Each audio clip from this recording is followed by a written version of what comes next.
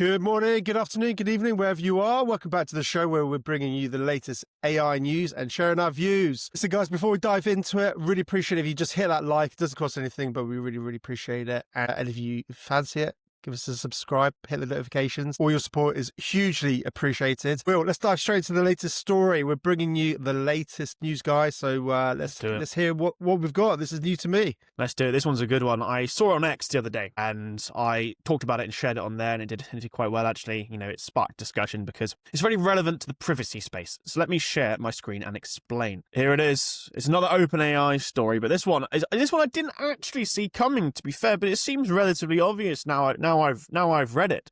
You know, it seems to make sense. And this is that there has been some recent leaks out of OpenAI that they're preparing to launch ads on ChatGPT for users. I presume users that are using it for free, but this really reinforces what I was talking about only the other day and also at the weekend, because I did a review of Google's anti-gravity IDE, which is like a coding tool. And one of my comments there is that these tools, the models are getting bigger and bigger and bigger, and it's requiring more and more compute. They're incredibly expensive to run.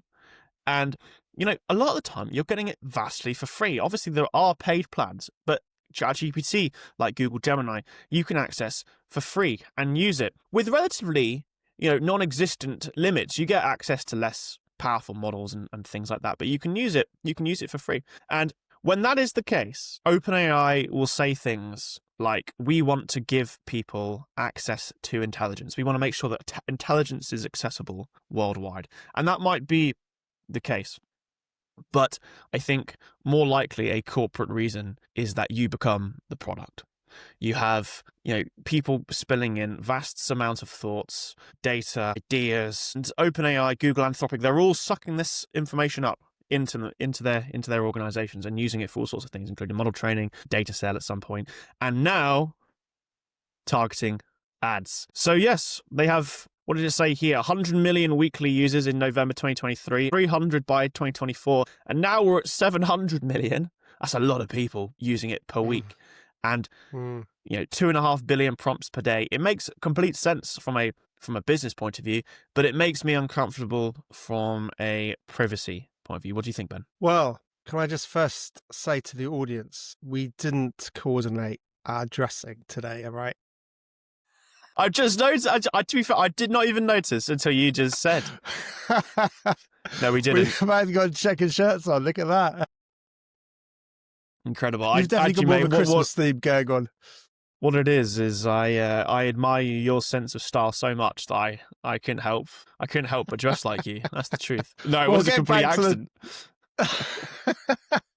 Getting back to the point in hand, it's really interesting, isn't it? That despite all this innovation, about this future that we've talked about on multiple of our shows, we start imagining what the future is going to look like. That as humans, we revert to the norm. Oh, how do we monetize this? Ads? Yeah. It's like, really, can we not think of more innovative ways to monetize? I mean, maybe we're at peak like sales strategy, maybe we're at peak, revenue sort of driving strategies, and ads is the only answer. Maybe, for all the, intelligence that we're creating and all the Harvard people were, sort of putting through the system and checking out the other end to be amazing startup founders. Maybe the best that we can ever come up with is let's monetize through ads. Amazing. Yeah. It's a proven strategy. It works. I get it. It's just going to be, AI is going to, ChatGPT is going to be a competitor to Google. It's just going to be another Google that's emerging. I don't know, like you said, on the privacy side, it's even worse now. Google used to sort of monetize your intent and your search. AI is going to be monetized, and Google with Gemini, they're going to be doing the same. They're going to be monetizing, your thoughts. And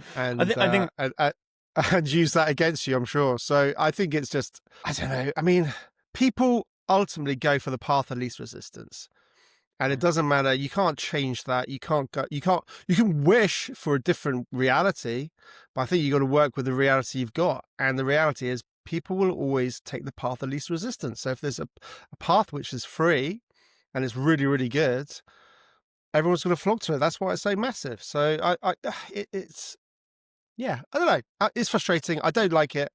I'm really concerned about the privacy, but that's my take. Yeah, no one likes ads. No one likes ads.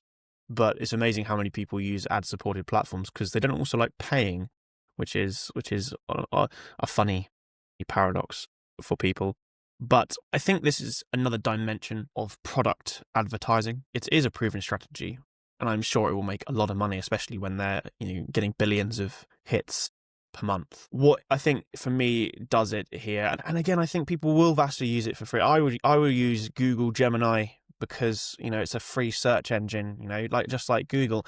I think what you just have to truly bear in mind is the level of tracking that they are doing now. Whereas on Google, right, you're typing things in and it's getting snippets of your queries to Google, and then it might follow you through cookies across different websites. What it doesn't really do is directly know really intrinsic information about you other than what you were simply searching on Google. And same with things like Facebook's another level again, and people are very concerned about that because that can cause a lot more harm through social engineering, because suddenly you're uploading a lot more information about you, your birthday, where you live, what you do for work, your thoughts, onto the timeline. And from there, and what's been proven through things like Cambridge Analytica and the past, is that Facebook is a huge social engineering tool for foreign governments and through their advertising business, which gathers many hundreds of vectors on you. This I don't think is going to be any different, even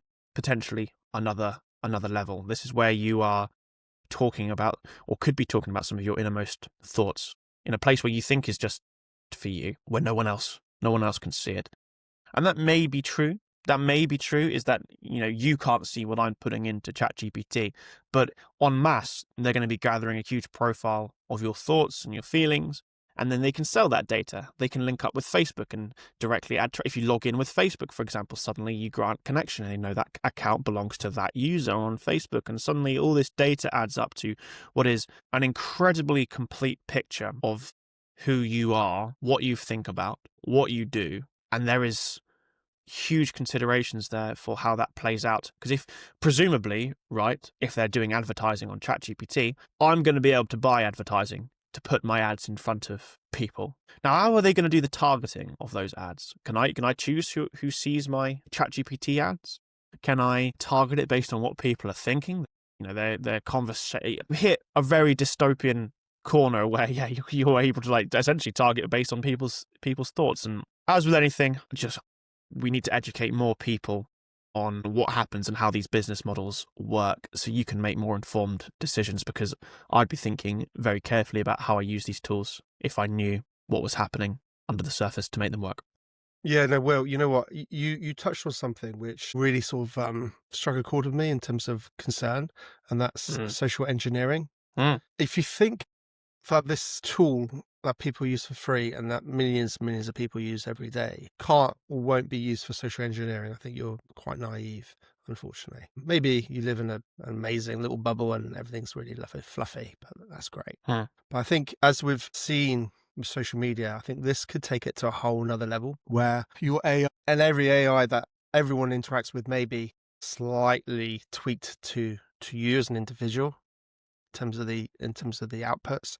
But actually, being able to engineer responses to validate or steer you in a particular direction that, a government, a state, a corporation may want you to go down. But then you're thinking, as you're doing it, that you're getting the answers that you think are correct. And it's maybe slightly validating your own thinking, but it's manipulating you without you realizing you're being manipulated and steered in a particular path that you don't realize you're being steered. To me, that is absolutely horrific. And I think that's where you've got a totalitarian type of control system that you can actually really, really control populations by just propaganda through an AI, basically. No, this is absolutely the thing, is that social engineering is, again, it's not even necessarily, my concern is OpenAI sending me propaganda, though that could very much happen. It's granting access to third parties to target your user base. That's what you're doing. It's Facebook although they shouldn't have let Cambridge Analytica have the access they did, it wasn't Facebook that did anything nefarious with people's data. It's third-party advertisers. It's people that are allowed to access the systems and pull demographic data and target things to mess with the likes of elections or mess with populations thinking. And I think it would be exactly the same thing, because what you're posting on Facebook and what you say about yourself on a public domain is curated still. You put out an image of how you want the internet to see you, your friends to see you, your family to see you. You choose your profile picture carefully. You put in the information, you put statuses up, because and you know that they're going to be public, so they're always going to be curated to a degree. The thing with ChatGPT, for example, is, say I use it as some sort of outlet. I put every argument I've ever had with somebody else into it because I want counsel on it. Is not curated because I don't think that it's going to be going out to public. I think that's a private conversation between me and ChatGPT 5, and therein lies the problem for me. Is that is unfiltered me. It's going to know what makes me tick, what I get annoyed about, my concerns, like how I respond to certain, crisis management, all these very deep personal things that haven't been curated for the internet. And that can be used depending on how OpenAI roll out this advertising. I just want to understand how they do targeting, because it's going to be targeting based on my thoughts, really. And that can be used incredibly badly for social engineering. Well, absolutely. And I think we're talking about one and the same thing, really. I think you're talking about sort of near-term risks, concerns. Yeah, well, again, it evolves, doesn't it? I'm sort of looking further down the road where, this technology is just going to evolve and get better. And once the genie's out, it's not coming back in. And the problem is, yes, you might have, right now, we might have trust in the system, or some people might have trust in the system. But the thing is, as these tools develop, as these tools evolve, a bad actor may come in 50 years, 100 years.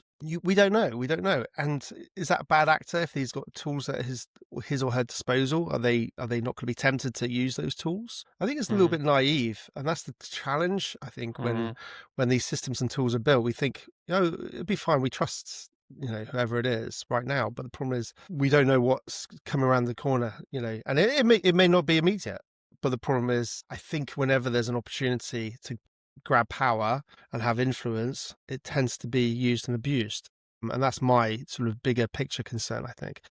Yeah, but certainly 100%. In terms of, AI is, like you said, it's going to be able to literally understand exactly what your thoughts are, which is way, way deeper than just what you post. Like you said, you're curating, you're being self-aware. You're either gonna, you're gonna stir the pot, or you're gonna try and put up a particular narrative, or you want to sort of portray a particular, whatever it is, persona or success metric or whatever it is, it's curated, like you say. But with AI, you are, with these big platforms, you are literally sharing your deepest, darkest thoughts. Sometimes, not always. I think maybe we need to go back to writing letters, pen and paper, having a diary. Vent with your own paper and pen. Wow, what a future! What a thing, yeah. I think what a thing. I think that the key is always education.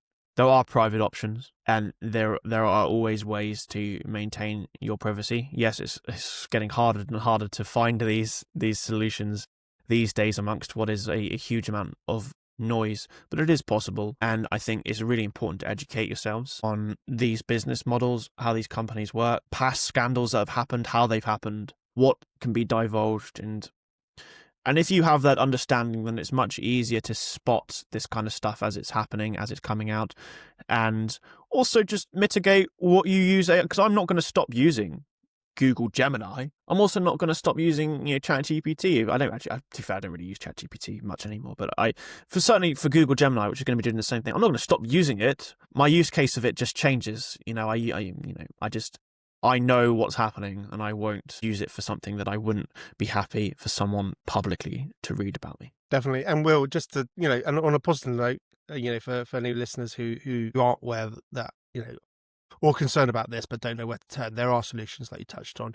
We're building something, which is all about privacy. We're going to announce it properly with video, so keep tuned. I'm not going to sort of say anything too much now, but just let guys know that there is solutions. There are people who are fighting for privacy, fighting for AI sovereignty.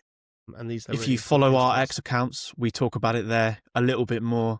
We will do a video, but obviously We keep saying we do a video, but I know we will. I was thinking it this morning as I was setting up. I was like, shall I?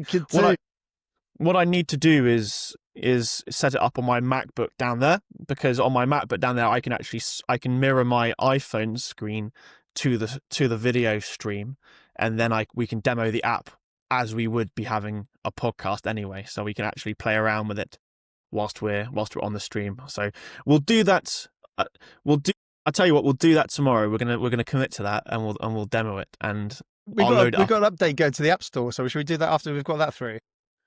It's gone through. It's through, mate. Oh, it's been approved.